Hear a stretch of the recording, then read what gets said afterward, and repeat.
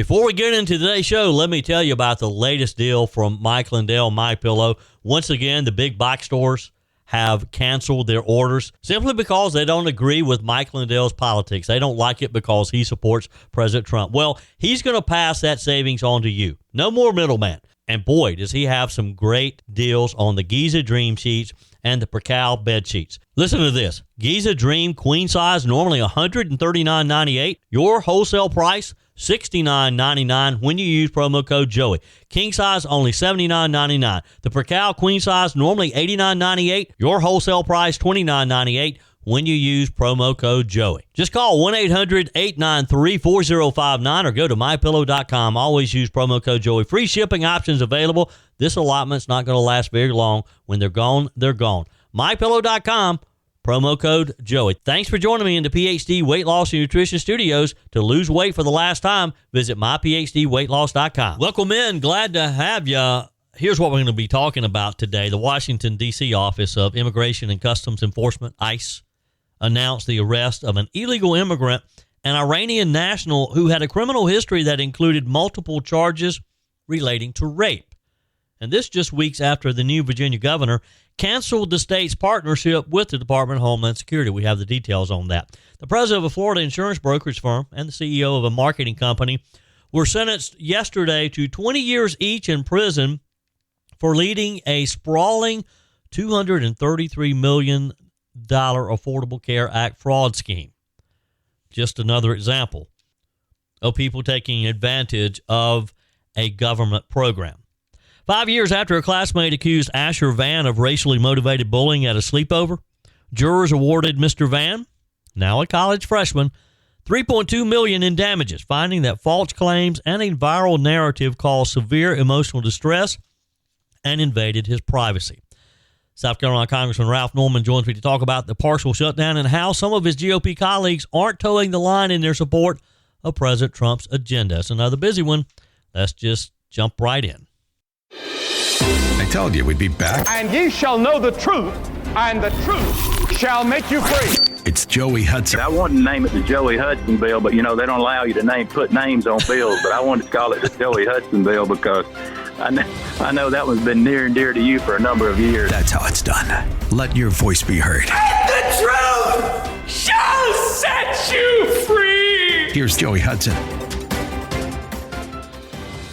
So let's spend a few minutes today about a story that hasn't nearly gotten the attention it probably deserves. This week, the Washington, D.C. Field Office of Immigration and Customs Enforcement, known affectionately by a lot of us as ICE, announced the arrest of an illegal immigrant, an Iranian national living in Virginia. His name, Shayan Kahal. Shayan Kahal. Now, here's why this matters. According to Virginia State Police records, Kahal isn't just someone who overstayed a visa or crossed the border unlawfully. He's listed on the sex offender registry. His criminal history includes convictions in 2011 for rape and 2 counts of forcible sodomy. Other reported charges in his history include strong-arm rape and strong-arm sodomy involving a woman, a boy, and a girl. So just think about those charges for a minute. This is not a paperwork violation. This is a violent criminal record, and he was living near the Hampton Roads Bridge Tunnel area in Virginia. He was ultimately captured by ICE. But here's where the story gets bigger than this one arrest.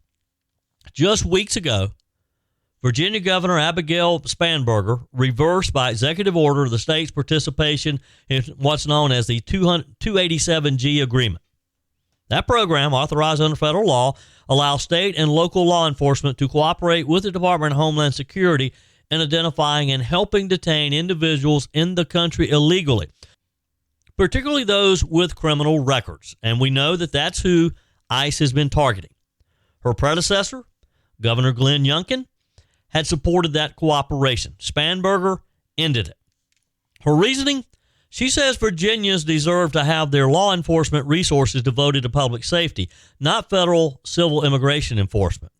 Her administration has argued that reversing 287G, quote, restores clarity and accountability and keeps local officers focused on community trust and justice. Now, that may sound good on paper, but we all know that this is a recipe for disaster. And here's the question a lot of Virginians are asking right now. If someone is here illegally and has a record of violent sexual crimes, is cooperating with ICE not part of public safety? It's a basic, simple question. Because in this case, it was ICE who made the arrest. At the same time this arrest was unfolding, legislation was moving through the Virginia Senate that would go even further. State Senator Saddam Salim introduced a bill to significantly restrict state and local law enforcement from cooperating with federal immigration authorities in most circumstances. The Democrat-controlled chamber passed it 21-19. The bill's language prohibits state and local agencies from maintaining or entering into federal immigration law enforcement agreements unless specific conditions are met. It also bars officers from assisting or authorizing resources to facilitate operations executed in whole or in part by federal authorities for immigration enforcement. So I guess the new governor of Virginia wants people like Cheyenne Cahill, a habitual raper. Now, those new restrictions are sweeping. And to be clear, Governor Spanberger has said Virginia law enforcement will continue honoring valid judicial warrants. That's important. No one's saying the state's ignoring the law. But boy, why wouldn't you want to fully cooperate and get people like this guy out of your state? This is where the debate really gets real. That there is a difference between civil immigration enforcement and violent criminal activity. And when those two overlap, when someone is both unlawfully present and convicted of violent sexual crimes, the question becomes, should state and local authorities be empowered to help federal officials remove that person from our communities? I think I know your answer, but you can text me. You can email me, joe@joeyhudson.com. You can leave me a message on the MyPillow message line, 864-477-JOEY, and tell me if I'm wrong here. This should not be a debate. This isn't an abstract policy argument. This is a case involving rape and forcible sodomy convictions. And here's the broader context. Across the country, we've seen similar clashes between sanctuary-style policies and federal immigration enforcement. Just recently, there were headlines out of Oregon involving a child predator who was arrested by DHS at an airport after local policies limited cooperation. In Connecticut, ICE arrested an alleged child sex offender who had been released under sanctuary protections. They're just turning these people loose, folks. A child sex offender in Connecticut released because of a bunch of liberals sitting in a room somewhere, and they believe that they should not be cooperating with ICE because ICE falls under Donald Trump. In each case, the tension is the same. Who is responsible for ensuring that violent offenders who are also here illegally are removed? This week, Department of Homeland Security, led by Secretary Kristi Noem, has been very vocal about what they call anti-ICE policies that they argue make it harder to apprehend serious criminals, to take these people out of these communities and send them home. On the other side, state leaders like Governor Spanberger say their focus is community trust. They argue that if immigrants fear local police will act as federal immigration agents, they may hesitate to report crimes or cooperate as witnesses. Well, you can't have it both ways. People here illegally, are they afraid of local police? Probably so. Are they going to come forward and turn one another in? Probably not. I mean, I understand it's a balancing act. And there are people here illegally who have been here for decades and are good, hardworking people. Except they broke the law to get here to begin with. But let's come back to the core issue. This was not someone picked up for a minor offense.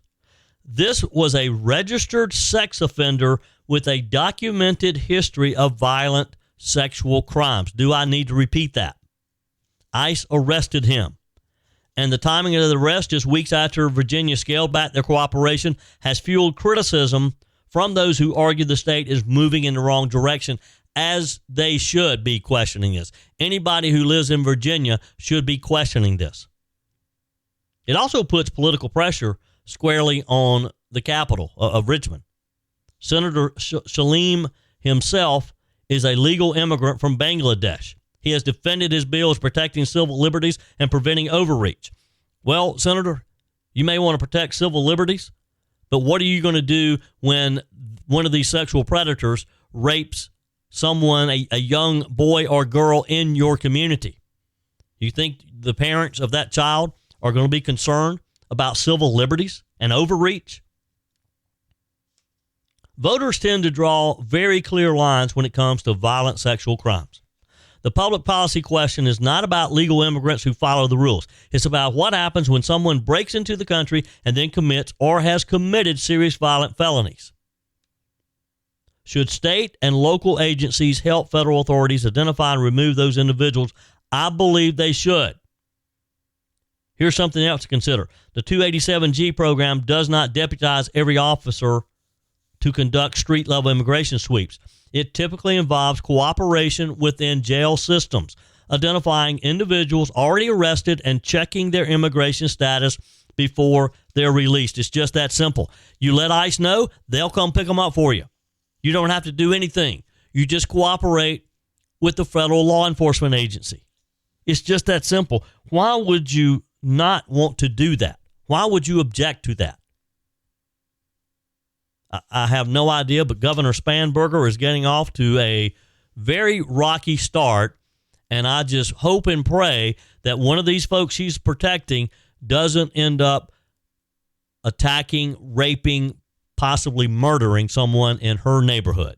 Joey Hudson here. You tried keto, paleo, Weight Watchers, intermittent fasting. You lose weight, then it comes right back. You blame yourself, your willpower, your discipline. But here's the truth. It was never about willpower. There's one thing that determines whether your body burns fat or stores it, and if you don't fix that first, every diet will fail. At PhD Weight Loss, they identify that one thing, and they build a plan that works with your body, not against it. And if you call now, you're going to get 2 weeks free in the program, and they'll pay for your food so you can finally see real answers without more trial and error. If you've done the yo-yo dieting and want clarity, call PhD Weight Loss now and mention Joey Hudson. No more guessing, just answers. Call 864-644-1900. That's 864-644-1900. Say Joey Hudson. That's 864-644-1900. Also find them online at myphdweightloss.com. That's myphdweightloss.com. Do it once and for all. Lose the weight the right way by calling PhD Weight Loss today. There was a story that grabbed national headlines 5 years ago. Now it is back in the headlines, taking a dramatic turn in a Texas courtroom this week. A Texas jury delivered a $3.2 million verdict in favor of a young man named Asher Van. He's now a college freshman. The jury found that false claims and a viral narrative caused him severe emotional distress and invaded his privacy. He appeared on the Will Cain show. Here's the story. A stunning vindication in a big case that dominated media coverage a few years ago. Remember this?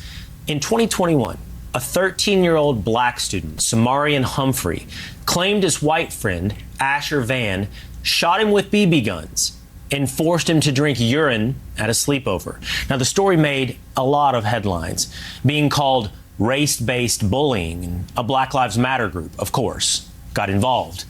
As police and school officials investigated the case, though, it began to unravel. The full story wasn't adding up. Van was never formally charged, and instead he brought a civil suit against Humphrey's mother, Summer Smith. Now, 5 years later, a jury has awarded Van $3.2 million in damages, finding Smith inflicted emotional distress and invaded his privacy. So that kind of sets up the story. Is it bringing back your memory here of this story of these boys just out being boys? Social media exploded at the time. National media outlets picked it up. Activists got involved. Protests showed up at the Van family's neighborhood. It was trial by headline, trial by hashtag. But here's the part that got lost in the noise. Asher Van was never charged with a crime, as you heard Will Kane say. Police investigated, no arrest, no criminal case. Yet the narrative had already been written. According to Van's testimony and what jurors ultimately found, what happened that night was teenage stupidity, not racial torture, as was claimed. Young Van said the boys were out hunting frogs, wearing big jackets, shooting airsoft guns at each other. Boys do that. Then after everyone agreed the first one to fall asleep would get pranked, the sleeping boy got pranked. Was it immature? Yes, it was. Criminal hate crime? The jury clearly didn't think so. And here's where this story becomes bigger than just one family. When accusations are amplified instantly in today's social media world, when complex situations are reduced to viral clips and moral outrage that we often see, there's almost no mechanism to hit pause. It takes on a life of its own. There's no waiting for evidence. There's no presumption of innocence. There's no let's see what the facts are. It's just instant outrage so many times. Asher Van went from being a middle school kid to being labeled a racist in front of the entire country. He told the Will Kane Show this week that back then he felt scared. He felt small, like he wasn't being heard. And now, after the verdict, he says he can finally feel like people are listening. Asher, I'm sure this has been a long 5 years. How do you feel today? I feel different. I don't feel so scared and so little as I did back then. I feel like I'm getting heard from. I feel like people will understand me and people will listen to me and help me climb up this uphill battle. Well, the jury certainly did. The jury, a diverse jury, according to his attorney, 5 African-American members, 3 Asian members, 2 Latino members, and other Caucasians. They listened to the evidence, and they concluded that the viral narrative wasn't true and that the damage done to this young man was real. That matters. And I think, again, I want to stress the importance of the makeup of this jury, because this was supposed to have been a racist incident. But yet you had the African Americans, the Asians, the Latinos on this jury saying, no, this went too far. The narrative, that is, the social media blast of this young man just really hurting his reputation in his own community. Now, Humphrey, the boy that initially was perceived to be the victim, his mother says this will be appealed. She emphasized that the claims were for intentional infliction of emotional distress and invasion of privacy, not defamation. And she says she remains committed to seeking justice for her son. And here's where we have to tread carefully. 2 families were clearly hurt. 2 young boys. 2 sets of parents trying to protect their kids. The emotions in a case like this are enormous. But the verdict sends a message. And it's a message the country probably needs to hear and wrestle with right now. We live in a moment where allegations, especially allegations involving race, ignite instantly. Corporations react. Schools react. Communities react. Often the facts come later, if they come at all. The Van family said they wanted to tell their side, but not through social media warfare. Asher's father described going into protection mode, trying to shield his family while the internet decided his son's character. That's a scary place to be. And that's the key issue here. Social media is not a courtroom. Hashtags are not evidence. Trending topics are not verdicts. When a 13-year-old kid becomes the center of a national narrative, there are no guardrails, unfortunately. Once your name is attached to racism online, it follows you. College applications, scholarships, future jobs, friendships. Even if police don't charge you, even if evidence doesn't support the claims, the punishment becomes permanent. Unless years later a jury restores your name. But even now, even with the millions of dollars in this award, there'll be people who will always think about this young man committed some type of racist act because they won't hear the whole story. I don't know that they'll even care about the whole story. Now, most people don't have the resources or the stamina to fight a multi-year legal battle. Most families would fold under the pressure. This jury's decision wasn't about politics or a national narrative. It was about cable news panels going amok.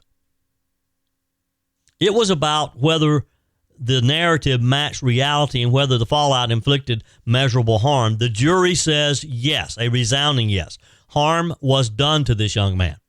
And they put a dollar amount on it, $3.2 million. Now, critics will say this verdict could discourage victims from speaking up. That's a serious concern. Nobody wants legitimate victims to stay silent out of fear. But there's another side. False or exaggerated claims, especially when broadcast globally, can destroy innocent lives. We've seen it happen too many times. Justice requires space for truth, and truth requires patience. The attorney for Mr. Van said something telling. He accused the other side of continuing to push a racial narrative that they know did not exist. Not then, not now, not ever. Jurors clearly agreed the evidence didn't support the original framing. This case also raises a much broader cultural question. Have we become too quick to assign motive before looking into the fact, getting to the truth? I would say we have. When race enters a story, do we assume the worst before even investigating? Yes, we do most often. Because once that bell rings, once a kid is branded a racist, it's hard to unring it. Even with a $3.2 million verdict, there will always be people who only remember the first headline. And that's the real cost of viral outrage in today's time. Asher Van is now a college freshman. I'm glad he was able to get into a good school. He's trying to move forward, trying to rebuild a reputation that was damaged at the age of 13. Imagine that. Middle school was hard enough without national media attention. Add protests outside your home. Add strangers calling you a monster. Add the internet permanently archiving it so that any of your new friends, any of your potential employers can do a quick search and they find you. 5 years later, a jury says the story you heard wasn't the whole story. We should all pause there. This isn't about denying anyone's pain. It's not about dismissing legitimate cases of racism, which, by the way, absolutely do exist. There are cases of racism that deserve accountability. What this is about, though, is that term that we're hearing the left use a lot lately, due process. This is about due process. It's about the principle that accusations must be tested. It's about the reality that once social media decides, there's rarely a fair appeal. Who do you appeal to? And maybe, just maybe, this verdict will cause us to slow down the next time a viral story explodes across the screens, that we'll ask questions, that we'll wait for investigations, allow facts to develop, because justice isn't loud when it's not being careful. And sometimes it takes 5 years to get there, and young Asher Van and his family, this verdict is validation that eventually you can get there. On the text line, Joey, you're my favorite podcaster. Thanks for a good job day to day. I really enjoyed the time you said that Nana Hudson would have washed your mouth out with soap if you used dirty words. I can relate and still remember the horrible taste of ivory soap. Thank God for good training in our childhood and youth. You're right, and thank you for your kind words. I appreciate that. Appreciate you listening. All right, so here's the story. 2 men, 2 executives, 20 years each behind bars. Now, what am I talking about here? The president of a Florida insurance brokerage firm, Corey Lloyd, and the CEO of a marketing company, Stephen Strong, were sentenced this week for masterminding what prosecutors say was a $233 million Affordable Care Act fraud scheme. Not just any fraud scheme. This one targeted some of the most vulnerable people in Florida, the homeless, the unemployed, individuals battling addiction, people struggling with serious mental illness, even hurricane victims sitting in shelters at the time. All right, so what's the story here? According to the Justice Department, more than 35,000 individuals were fraudulently enrolled in Affordable Care Act plans as part of this year's years-long operation. Lloyd and Strong sought more than $233 million in payments, including roughly $180 million in federal ACA funding And now they've been ordered to pay $180.6 million in restitution. I'd love to follow up on this some years down the road after they've finished their prison term, after the feds go in and hopefully seize some of their assets. How much money, how much of that restitution does the federal government ever get? They probably already spent a lot of it on things that you can't get back. Probably expensive cars that have depreciated. Maybe expensive boats that are depreciated. Maybe there's some homes in there that they can get their money back on. But hey, Florida's suspicious. Their real estate market down there has tanked. Now, here's the part that will stick with you. Prosecutors say they did it knowingly, deliberately, and creatively. They weren't amateurs. They were licensed insurance brokers.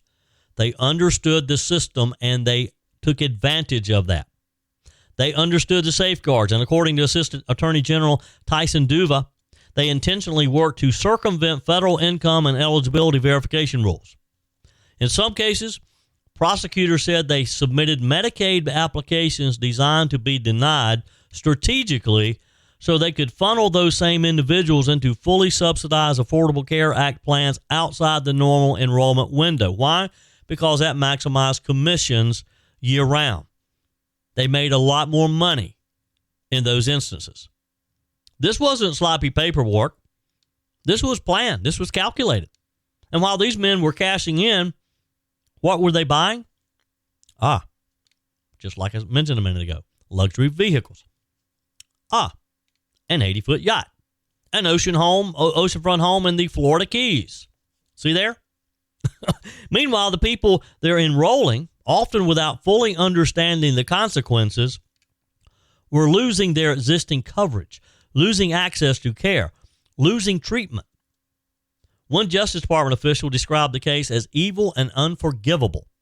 Those words came from Attorney General Pam Bondi, who said fraud schemes like this rob citizens and shake faith in our federal and state institutions. And you know what? That's the heart of it, because this isn't just about these two bad actors. It's about trusting the system. When Americans hear healthcare program, they assume, maybe naively, that the guardrails are strong, that taxpayer dollars are protected, that vulnerable people won't be exploited.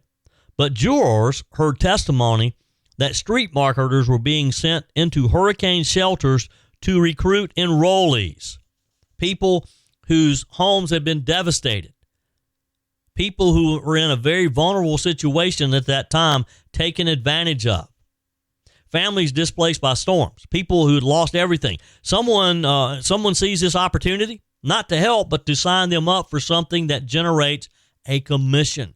And look, I'm not against people making money. If that's the business you're in, that's great, but don't game the system. In one text message introduced at trial, Mr. Strong suggested sending marketers into shelters. Mr. Lloyd replied, "It's a killer idea if we could pull it off." Well, evidently they pulled it off. That phrase alone tells you what you need to know. Now, here's where this story gets kind of dark. A Jacksonville psychiatrist testified that some of his homeless patients lost Medicaid coverage as a direct result of being switched into these ACA plans. One patient, described as living in the woods behind a Walmart, was suffering from schizophrenia. Medicaid had covered a $2,000 injection used to stabilize his condition. After being enrolled in the ACA plan, he lost full coverage, could not get those treatments. Imagine struggling with severe mental illness, finally getting treatment that works, and then because someone wanted a commission, that treatment disappears. You can't get it any longer. I mean, that's not just fraud. That's just downright being mean. That's harming other people that you supposedly are wanting to serve. And it's important to say something very clear here.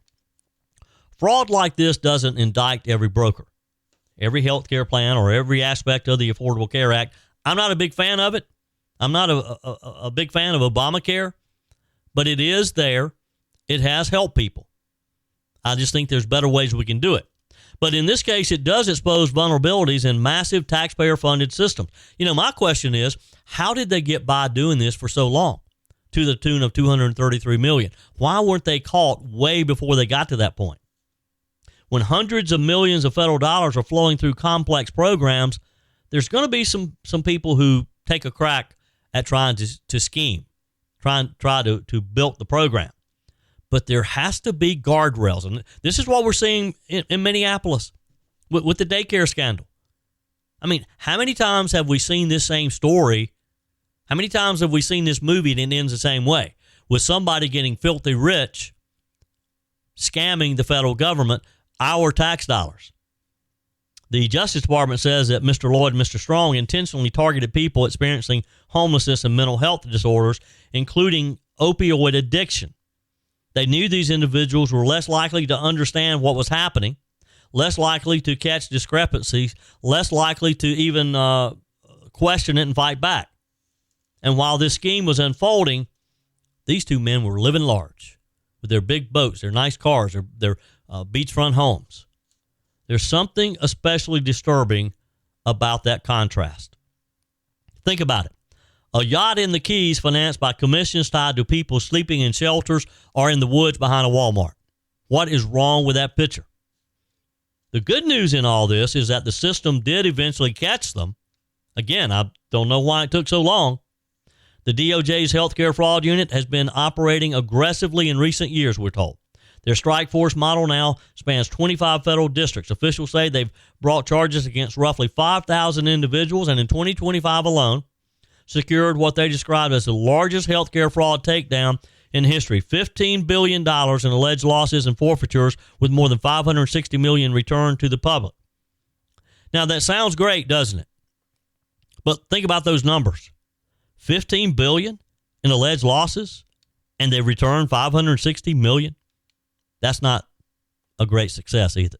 Your comments are welcome on the Furman Ford text line, 864-477-JOEY. That's 864-477-5639. Emails always welcome, joey@joeyhudson.com. Speaking of the Furman Ford text line, it's never been more important to support locally run businesses owned by people who actually live here in the upstate. Let me take a minute to talk with you about our friends at Furman Ford. If you're looking for a new vehicle, maybe a great pre-owned vehicle, one you can trust, or maybe you're looking to order that special vehicle. Either way, if you want a new one, a brand new one, or a pre-owned that you can trust, the folks at Furman Ford, they're there to help you. Their name is on the sign because their name is on the line, because every single transaction is important to them. Jim Furman, Matthew Furman. They do business the right way. When you stop by, when you give them a call, or maybe when you just send them a quick email, you're always going to have access to a member of the Furman Ford family.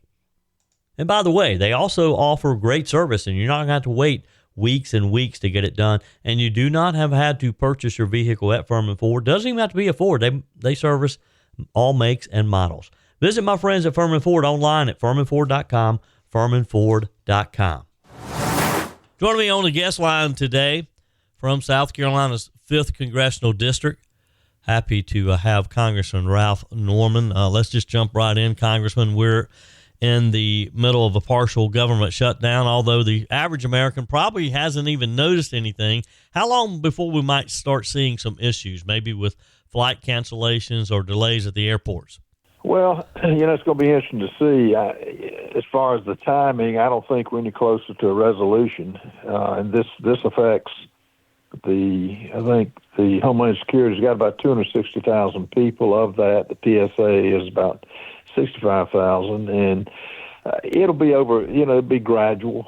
The longer it goes, the more you'll see things slow down. And the DHS is deemed 95% of the people are deemed essential, which means they come to work and they just don't get paid. They'll be back paid, but they won't be paid for the time they put in, which is really sad because you're affecting. If you look at DHS, that's part of FEMA. If we have another storm or another hurricane, if you have the cybersecurity, and it affects ICE agents and all of that. So luckily, the big beautiful bill covered a lot of it, but to pass 11 other appropriation bills and have this one that the Democrats, and it's entirely the Democrats wanting to defang ICE, which is unbelievable. But it'll be gradual over time that you'll see the slowdown. Yeah. Congressman Ralph Norman is my guest today. We're kind of operating under a very slim majority right now. How realistic is it to expect that major pieces of President Trump's agenda will move forward during this midterm election year? Well, it's amazing he's done what he has done. You know, you look at the first 12 months, he's transformed this country in a way that I don't think anyone expected, but he did it. He promised it, and he did it. The big, beautiful bill being the perfect example of it. What you have now is the Democrat Party, which is completely, they have the Trump derangement syndrome. They hate him. Yeah. One Democrat voted for the SAVE Act, which is securing our elections. So, and you got Thomas Massey, who's voting no on pretty much everything, and you have in the Senate different ones, but we'll get it passed. I mean, it's just going to be a tight vote. And, you know, what's shocking to me, Joey, is when you look at the common sense of having safe elections, of knowing who votes, are they a citizen, does their picture match who they say they are, to even be close is really shocking. Yeah. But the president will keep putting the bills up. He'll use executive orders, which have been successful, and you'll see it laid out at the State of the Union this coming Tuesday, which he'll give. Yeah. You and I haven't had a chance to talk since the chaos in Minneapolis. Was Tom Homan's decision to start pulling ICE out of that area the right decision? Absolutely. You know, they originally had, over the last, 4 months, had about 3,000 agents. It's down to 150 agents, but if you look at what he has done, if you look at the arrest, and it's been over 4,000 arrests that they made, and they had 87 were sex offenders, 28 gang members. The great part about what has happened, 3,000 missing children were found. All this when they were being assaulted, when they had death threats against the agents themselves. He's leaving 150, from my understanding, so they hadn't entirely left, but he's maintaining a presence. And, I think with Tom Homan going down there, and I think you've seen a change.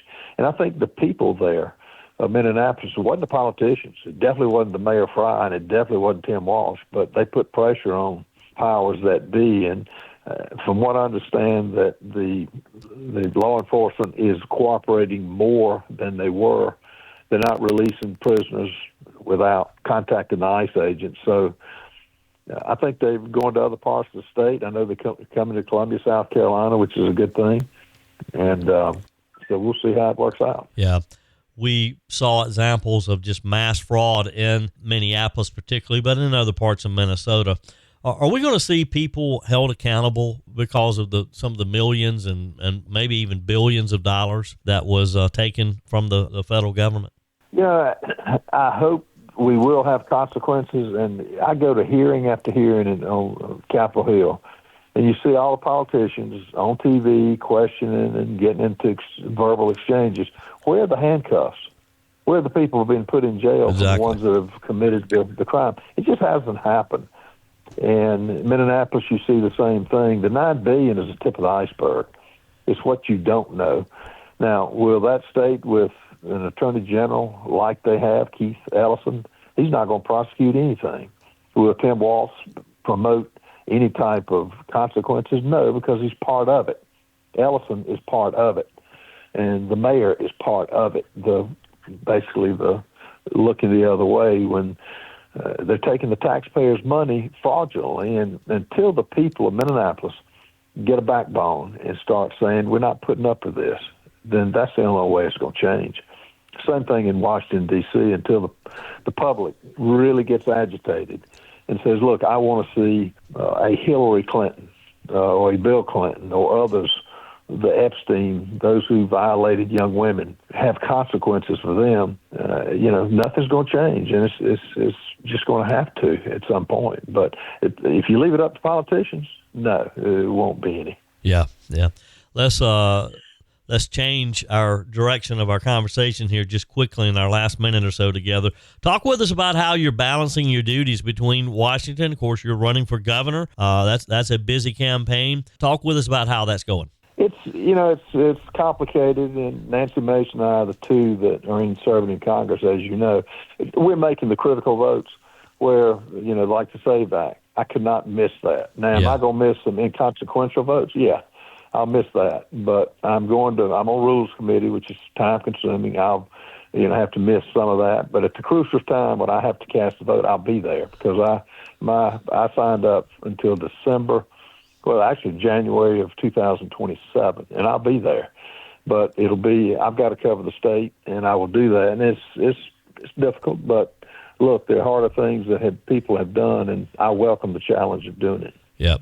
Congressman, it's always a pleasure. Appreciate what you do. We'll schedule a time soon that we'll just talk just about your governor's race. The time goes by so quickly here, but appreciate you, and we'll catch up again real soon. Thank you a lot, Joey. Appreciate it. That's it for today's edition of Just the Truth. Thanks for joining me in the PhD Weight Loss Studios. To lose weight for the last time, visit myphdweightloss.com. If you haven't joined my mailing list yet, visit my website, joeyhudson.com. Click on the Connect with Joey button so that you can receive our emails and the most up-to-date news. Also, join me on my YouTube channel. Be sure and like, comment, and subscribe. Just search for Joey Hudson. As always, thanks for spending a few minutes of your day with me. Do me a favor and forward this episode to a few friends. Just click on the share button and send to your contacts. We need to build an army of conservatives to win our country back, and we can do that by continuing to share the truth with our friends and family. Keep those comments coming via the Furman Ford text line 864-477-JOEY. Email to joey@joeyhudson.com, and I love your messages on the MyPillow message line. Again, that's 864-477-JOEY, 864-477-5639. Be sure and take advantage of the MyPillow special, just $14.88 on the standard MyPillows when you use promo code Joey. Order online at mypillow.com or call 800-893-4053. We're back again tomorrow and hope you'll plan to join us. Until then, remember, God's got this. He's still in control.